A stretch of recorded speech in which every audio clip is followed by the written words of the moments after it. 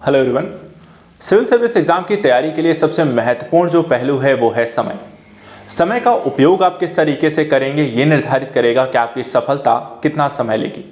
कई बार यहाँ पर देखा जाए तो आपको यूपीएससी यूपीपीएससी के यहाँ पर टॉपर्स को अगर हम देखें तो कहते हैं, कोई कहता है कि 10 घंटे, कोई 12 घंटे, कोई 14 घंटे, तो कोई 8 घंटे यहाँ पे पढ़ाई की अपनी अपनी तरीके से यहाँ पर सिलेक्शन ले लेता है। आपके द्वारा जब इस सिविल सर्विस एग्जाम की प्रिपरेशन शुरू की जाती है तो शुरू करने के दौरान हो सकता है आप स्टार्टिंग में समय ना दे पा रहे हों, या फिर यहाँ पर किसी अन्य कारण से अब तक आप समय को बढ़ा नहीं पाते हैं अपनी पढ़ाई के दौरान, या बहुत जल्दी थक जाते हैं, या नींद आने लगती है, या फिर ऐसी कई सारी समस्याएं हैं। तो आज हम यहाँ पर इसी टॉपिक को लेकर डिस्कस करने जा रहे हैं कि पढ़ने के दौरान हम अगर स्टार्टिंग में अगर हमारे पास समय कम है तो हम अपने स्टडी टाइम को कैसे बढ़ा सकते हैं, और इसको लेकर आपको क्या क्या तरीके अपनाए जा सकते हैं जिससे आपने आपको एक बेहतर स्थिति में आने वाले टाइम पर पा सकते हैं।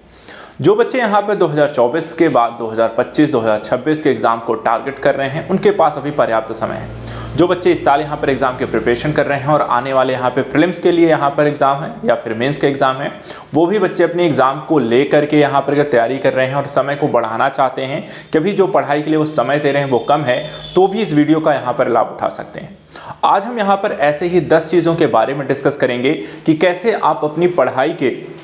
समय को बढ़ा सकते हैं, और यहाँ पर मैं एक एक करके इनके पहलुओं के बारे में भी बताऊंगा। वो 10 चीज़ें क्या हैं आप इन्हें नोट डाउन भी कर लीजिए, और इन्हें क्यों यहाँ पर इनके बारे में बता रहा हूँ, ये किस तरीके से आपकी हेल्प करने वाले हैं वो भी इसके बारे में ध्यान से सुनिएगा, क्योंकि इंपॉर्टेंट एक पहलू है आप सभी के लिए। देखिए यहाँ पर 10 जो चीज़ें हैं एक विद्यार्थी के संदर्भ में, यहाँ पर हम एक एक करके इन चीज़ों को लेकर डिस्कस करेंगे। सबसे पहले देखिए, जब भी आप पढ़ाई करना शुरू करेंगे तो सबसे पहली जो चीज़ होती है आपके पास एक शेड्यूल सेट होना चाहिए। शेड्यूल या कह सकते हैं टारगेट, या फिर आपका टाइम टेबल, जो भी आप इसे कहें। हम शुरुआती समय में जब पढ़ना शुरू करते हैं तो कोई 4 घंटे का समय निकालना चाहता है, कोई 6 घंटे देना चाहता है, कोई 8 घंटे, कोई 10 घंटे, तो कोई 12 घंटे। लेकिन मैं कहता हूं अगर आप 4 घंटे से 12 घंटे के समय के पर पहुंचना चाह रहे हैं तो आप ऐसा नहीं कि पहले दिन ही 12 घंटे पढ़ें। मान लीजिए अगर आप पहले दिन 12 घंटे पढ़ भी लेते हैं तो हो सकता है आप इसे 2 से 3 दिन ही कंटिन्यू कर पाएं, और उसके बाद फिर आप इस समय को 12 घंटे फिर ना पढ़ पाएं, और हो सकता है उसके बाद 2 से 3 दिन का गैप हो जाए। तो ऐसी जो समस्याएं अगर आपके समक्ष यहाँ पर हैं, इसको दूर करने के लिए आपको टारगेट छोटा रखना चाहिए। सबसे पहले अपने शेड्यूल को छोटे से बड़े टारगेट की ओर लेकर चलें, और इसीलिए यहाँ पर मैं कह रहा हूँ एक शेड्यूल सेट करिए। शेड्यूल में वो समय सबसे पहले रखिए जो कि आप वर्तमान समय में बिना किसी बाधा के आप निरंतरता पूर्वक महीनों सालों यहाँ पर फॉलो कर सकते हैं। यानी कि पहले दिन से लेकर पहले हफ्ते तक, पहले महीने तक, या आने वाले महीनों तक आप वो समय कम से कम दे सकते हैं। सबसे मिनिमम टाइम अगर मैं कहता हूं आपके लिए वो 4 घंटा है कि आप डेली 4 घंटा बिना किसी रुकावट के डेली यहां पर पढ़ सकते हैं, तो आपका पहला टारगेट होना चाहिए। उस शेड्यूल में यहां पर आपका जो अगला जो टारगेट आपको सेट करना है, जो मैक्सिमम जो स्टडी टाइम आप देना चाहते हैं, जैसे मैंने कहा 4 से लेकर 12 घंटे, तो 4 आपका पहला स्टेज है, तो 12 आपका मैक्सिमम यहां पर टारगेट है। तो इसके लिए आपको क्या करना है,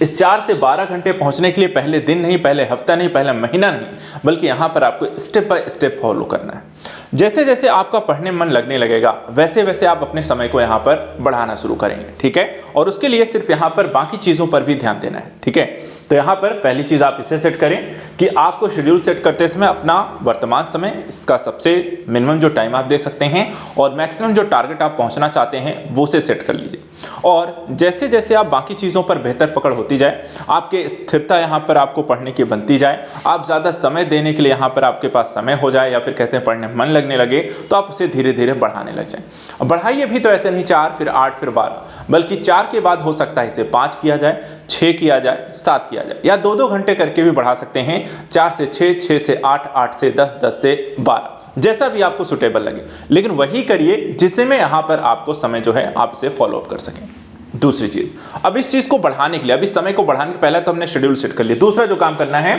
अध्ययन करने के लिए अपनी गति से करिए। देखिए हो सकता है एक व्यक्ति के अध्ययन करने का जो तरीका है हम कहते हैं अलग अलग होता है। जैसे कि टॉपर्स को ही देख लें, किसी को पहले अटेम्प्ट में कोई क्वालिफाई कर ले रहा है, किसी को 4 से 5 अटेम्प्ट लग रहे हैं, किसी को अंतिम अटेम्प्ट में क्वालिफाई हो रहा है, किसी की तैयारी में यहाँ पर 2 साल में ही यहाँ पर वो क्वालिफाई कर ले रहा है, तो किसी को हो सकता है 8 से 10 साल भी लग रहे हैं तो क्वालिफाई करने के लिए। लेकिन यहां पर एक चीज जो कॉमन है, सक्सेस सबको सभी को मिल रही है। यानी कि हमारे पास उदाहरण सभी हैं कि यदि आप निरंतरता पूर्वक यहां पर अध्ययन करें, अपने हिसाब से यहां पर अध्ययन करें, सफलता तब भी मिलती है। इसलिए यहां दूसरों को फॉलो मत करिए, यहां अपने आप पर फोकस करिए। अगर आपके पास दोस्त यार हैं और अलग अलग तरीके से कोई हो सकता है आपसे कम समय में ज्यादा चीजें पढ़ लेता हो, उसे जल्दी चीजें याद हो जा रही हैं, तो उससे घबराना नहीं है। हो तो उनके पढ़ने की क्षमता अलग है, उनकी स्किल यहां पर बेस्ड अलग है। उनको अगर सक्सेस मिलनी है तो आपको भी सक्सेस मिल सकती है। उसके लिए सिर्फ एक चीज जो जरूरी है वो है निरंतरता, और दूसरा है अपने पढ़ने के तरीके पर फोकस करिए, क्योंकि जो तरीका आपका है वही चीजें आपको समझ में आएंगी पढ़ने के दौरान, वही आपको सक्सेसफुल दिलाएगी। इसलिए यहां पर दूसरा जो काम यहां पर आपको करना है, 4 घंटे भी पढ़ना है अपनी गति से पढ़िए, उनको 10 घंटे पढ़ना है उनको अपनी गति से पढ़ने दीजिए, 2 घंटे किसी को पढ़ना है अपनी गति से पढ़ना है। लेकिन अपनी गति का मतलब है अगर आप 1 घंटे में यहां पर एक चैप्टर को अच्छे समझ पा रहे हैं या आधा ही चैप्टर फिनिश कर पा रहे हैं, तो वो जरूरी कि आपने वो आधा चैप्टर 1 घंटा देकर लेकिन समझ लिया है। ठीक है, तो जरूरी क्या पहलू है कि आपने जितना आज पढ़ा है उसमें से आपने कुछ ना कुछ यहाँ पे पॉजिटिव इनपुट यहाँ पे प्राप्त कर लिया है। 4 घंटे भी पढ़ के अगर आपने पूरी किताब खत्म कर ली और आपने उसमें से कुछ नहीं समझा, तो आपके किसी काम का नहीं, आप फिर से भी यहाँ पर जीरो ही हैं, चाहे आपने पूरी किताब ही क्यों ना पढ़ ली हो। तो दूसरी जो पहलू ध्यान रखनी है, अपनी गति से पढ़ना है। तीसरा काम, देखिए यहाँ पे जब आप टारगेट सेट करते हैं, पढ़ना शुरू करते हैं, तो कई बार आप, जैसे मैंने कहा कि स्टार्टिंग में आप बहुत ज्यादा मेहनत कर लेते हैं, या फिर यहाँ पर पढ़ने बैठ गए तो आपने मन लग गया तो आप सारी रात पढ़ गए, या फिर नहीं लग रहा है तो आप घूमने फिरने निकल गए, थकावट हो गई, कहीं आना जाना आपका हो गया, और या फिर टाइम बे टाइम आपका उठना बैठना सोना है। ठीक है, तो इसके लिए यहाँ पर एक चीज है, अपनी लाइफस्टाइल को ठीक करना है। पढ़ने एक अध्ययन जो अभ्यर्थी है उसके लिए सबसे एक जरूरी क्या पहलू है, पढ़ाई के साथ साथ यहाँ पर अपने आप के जो शेड्यूल्स हैं उन्हें फिक्स करना, और उसमें जो होता है आराम करना एक जरूरी पहलू है। आराम को क्यों इतना इंपॉर्टेंस आजकल दी जा रही है? देखिए, आराम करने से आपको मेंटली और फिजिकली जो होता है एक रिफ्रेशमेंट आती है, रिबूट हो जाती है आपकी पूरी बॉडी, और जो आपका मानसिक स्थिति है या जो आपका मस्तिष्क है जिसने 2 दिन भर से आपने जो उससे जो काम लिया है वो क्या हो जाएगा, रिबूट हो जाता है, रिचार्ज हो जाता है, और वापस से आप अगले दिन उसे वहां पर फिर से काम बेहतर तरीके से कर सकते हैं। यदि आप उसे बहुत ज्यादा बोझिल कर देंगे, अच्छी नींद नहीं लेते हैं, अच्छा खाना नहीं खा रहे हैं, तो क्या होगा, वो आपको फिर इनपुट भी वहां पर ऐसा रिफ्लेक्स नहीं दिखाएगा जो आप उससे एक्सपेक्ट करते हैं, तो पढ़ने में फिर आपका मन नहीं लगेगा। इसलिए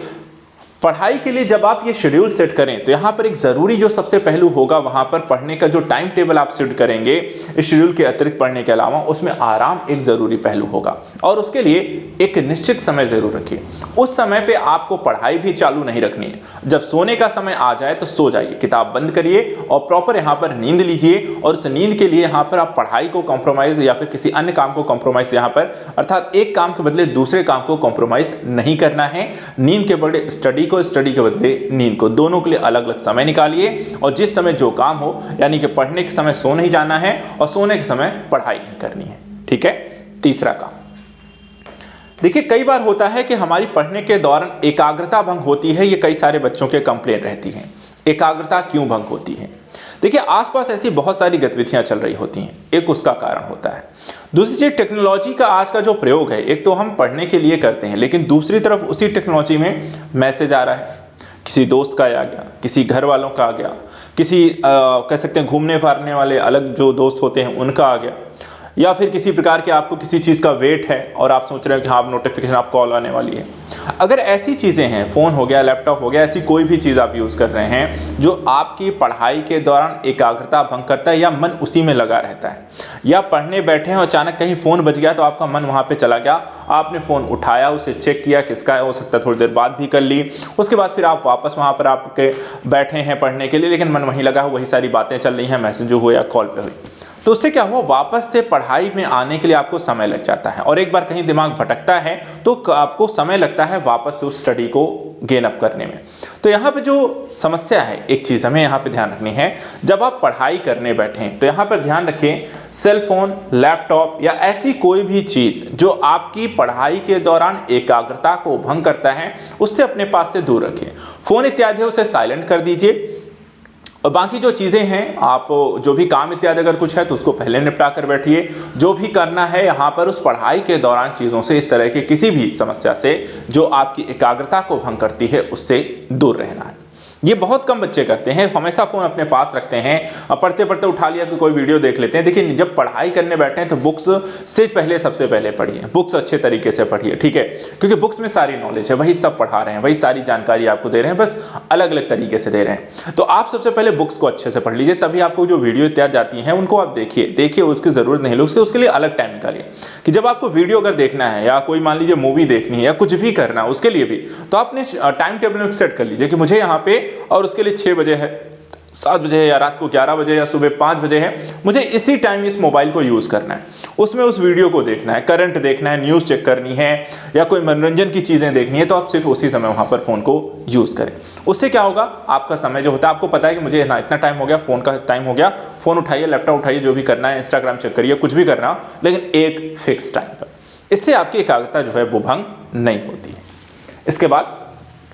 अगला जो यहाँ पे देखिए पहलू है, इसके बाद आता है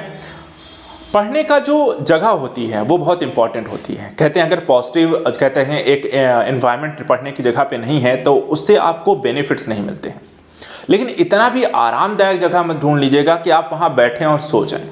ठीक है, मतलब एक संतुलन बना के रखें, संतुलन बना के रखें, अच्छी स्मेल हो, ठीक है, आसपास का जो एनवायरनमेंट हो, पढ़ने की अच्छी रोशनी वहाँ पर हो, ठीक है, इसके अलावा जो बुक्स इत्यादि को हो, मैप हो लगे हों, और आपके पास आसपास जो होती हैं स्टडी मटेरियल, बेंच और या फिर चेयर जो हैं, स्टूल हैं, टेबल हैं, वो लगे हों, तो मतलब एक पढ़ने का माहौल हो, आसपास किताबें, थोड़ी लाइब्रेरी जैसा एक माहौल भी हो सकता है, बना सकते हैं आप, या अपना एक स्टडी रूम ही जो है अगर है तो उसे आप बना सकते हैं। और वहाँ पर बैठ, ऐसा मत बना लीजिए कि रजाई के अंदर घुस के, ठंडी का जैसे टाइम है रजाई के अंदर घुस गए और वहीं पर किताब उठा के पढ़ रहे हैं। ऐसे में धीरे धीरे आप रजाई के अंदर जाते हैं और रजाई आपके ऊपर जाती है और आप फ्लैट हो जाते हैं, यानी कि सो जाते हैं। तो ये वाली समस्या नहीं करनी,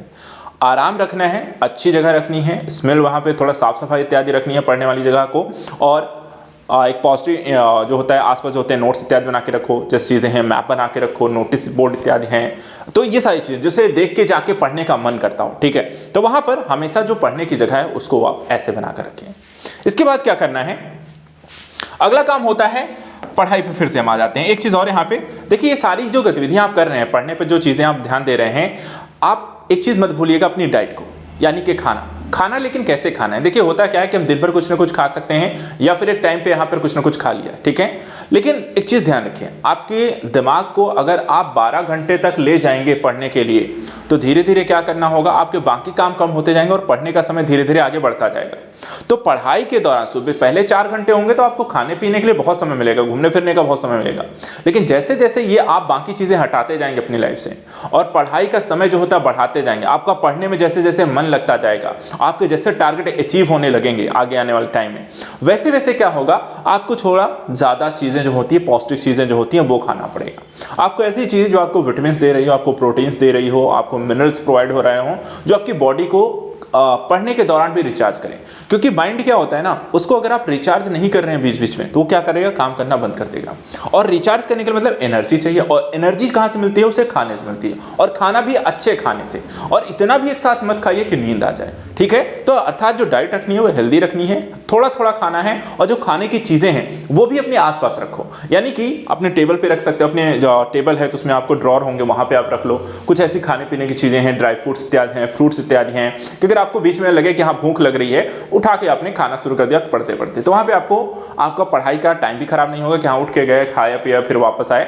और उस दौरान आपका बॉडी रिचार्ज हो जाती है, आपको एनर्जी मिल जाती है, माइंड अच्छे से काम करने लगे, वापस से आप पढ़ाई पे लग जाते हो। तो इस चीज़ का यहाँ पे आप ख्याल रखिए। इसके बाद पढ़ाई के अगला जो पहलू है, देखिए पढ़ने के लिए यहाँ पर आप अपने 4 से 12 घंटे करेंगे कैसे, ठीक है। तो यहाँ पे मैंने कहा एक टारगेट सेट कर लिया, उसके हिसाब से बढ़ना है, लेकिन वहाँ पर जब तक आपका मन नहीं लगेगा और आप धीरे धीरे अचीव नहीं करेंगे और अचीव करने के बाद रिजल्ट आपको नहीं मिलेगा, तब तक आप इसे आगे बढ़ भी नहीं पाएंगे। तो यहाँ पर फिर कुछ पहलू ध्यान देने हैं। अब पढ़ाई के लिए यहाँ पर जो भी टॉपिक आप पढ़ें, पढ़ने के दौरान मन कैसे लगा रहे कि नींद ना आ जाए, ध्यान भंग ना हो, जो पढ़ रहे हैं वो आपको याद रहे, इसके लिए आपको कुछ पहलू पर ध्यान देना है। लाइक आप हमेशा एक हाइलाइटर हमेशा अपने पास रखिए, जब भी आप पढ़ रहे हैं बुक को, खासकर बुक को, ठीक है, बुक को होगा या फिर मैगजीन अगर आप पढ़ रहे हैं या अपने बने हुए कोचिंग के नोट्स इत्यादि आप पढ़ रहे हैं, तो वहाँ पे क्या करना है, आप जो भी टॉपिक हैं, बुक्स इत्यादि हैं, उनको क्या करें, हाईलाइट करना ना भूलें। टॉपिक को हाईलाइट करो, और टॉपिक भी कैसा, ऐसा नहीं कि सारा टॉपिक आपने उठाया पूरा पेज कलर कर दिया, नहीं, सिर्फ एक मेन पे जो टॉपिक है उसको हाईलाइट करो, ठीक है, मेन आपको जो टॉपिक लगता है उसको हाईलाइट करते चलो। हाईलाइट करने से क्या होता है, आपका दिमाग जो होता है वो लगातार उस जो कलर बेस्ड या चीजें होती है ना, हमारा दिमाग होता है ऐसी चीजों पे ज्यादा फोकस भी करता है, वो इधर उधर नहीं होता है। तो क्या होता है, आप शार्प फोकस यहाँ पर आपको देखा जाए, मेमोरी भी अच्छी रहती है, इसके कारण फोकस भी आपका अच्छा ज्यादा रहता है। और जो चीजें आप पढ़ रहे हैं ना, वहां पे आपको कहता है कि हाँ, वन बाय वन, एक स्टेप बाय स्टेप वो चीजों का एक डायग्राम भी आपको बनता चला जाता है। तो वो चीज आपको इसमें यहाँ पे ध्यान हेल्प करेगा। इसके अलावा भूले ना, इसलिए यहाँ पे सारांश लिखें। लाइक अगर बहुत सारी चीजें आपने पढ़ ली है ना, आपने 1 घंटा अगर पढ़ना शुरू किया तो बहुत सारी चीजें आप पढ़ेंगे, और बहुत सारी चीजें पढ़ेंगे तो हो सकता है अगले दिन आपको कितना याद रहेगा,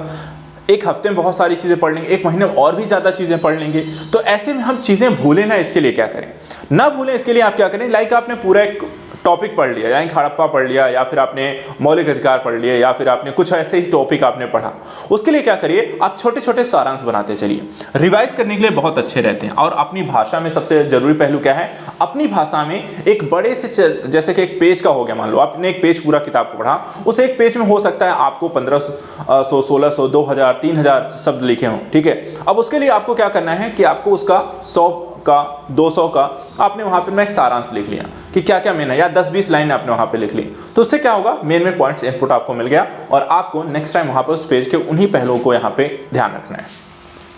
इसके अलावा अपने स्वयं के फ्लैश कार्ड भी बना सकते हैं। फ्लैश कार्ड के संदर्भ में क्या होता है, लाइक आपने छोटे छोटे पेजेस लिए, छोटे छोटे पेजेस में एक कीवर्ड लिखा, और उस कीवर्ड से संबंधित यहाँ पर 2-3 लाइन लिख ली। इसे हम कहते हैं फ्लैश कार्ड बनाना। यानी कोई इंपॉर्टेंट टॉपिक्स हो गए, कई सारे यहाँ पर वर्ड आते हैं, कई सारे यहाँ पे कह सकते हैं कॉन्सेप्ट आते हैं, जिनको लेकर के हम कई बार दुविधा में फंसते हैं। तो ऐसे कॉन्सेप्ट के, कीवर्ड के या नए वर्ड को लेकर के उनको आप यहाँ पर एक फ्लैश कार्ड बना लीजिए, और उससे रिलेटेड कुछ पॉइंट जो भी हैं वहाँ पर की पॉइंट नोट कर लीजिए। उनके माध्यम से रिवाइज करना हमेशा आसान रहता है। तो पढ़ने के दौरान आपको चीजें भूलेंगी नहीं, उसके लिए टॉपिक को हाईलाइट करना, सारांश लिखना, फ्लैश कार्ड बनाना ना भूलें। और सबसे लास्ट और अंतिम पहलू, यानी कि 10वां जो पहलू है, जल्दबाजी ना करें किसी चीज में। अर्थात कि हर एक चीज को यहां पर देखा है, समय लगता है। कहते हैं कि अगर आप पेड़ भी एक लगाते हो, उस पेड़ से फल आने में समय लगता है। आज आपने लगाया और कल आपको यहाँ पर फल नहीं मिलेगा, तो थोड़ा सा इंतजार करिएगा। इस एग्जाम में यहाँ पे समय लगता है, लेकिन हाँ, अगर आपकी निरंतरता है, आप लगातार बेहतर प्रयास कर रहे हैं, और आप लगातार इस 10 जो मैंने अभी आपको मेथड बताया, इसको अगर आप फॉलो करेंगे तो आपको सफलता मिलेगी। बस हाँ, समय लगेगा, लेकिन सफलता सुनिश्चित होगी। आपको कैसा लगा ये वीडियो, आपको किस तरह से हेल्प करता है, जरूर बताइएगा। हम लगातार आपके लिए ऐसे ही कुछ यहाँ पर इंपॉर्टेंट टॉपिक्स को लेकर डिस्कस करते रहेंगे। Thank you so much and good luck.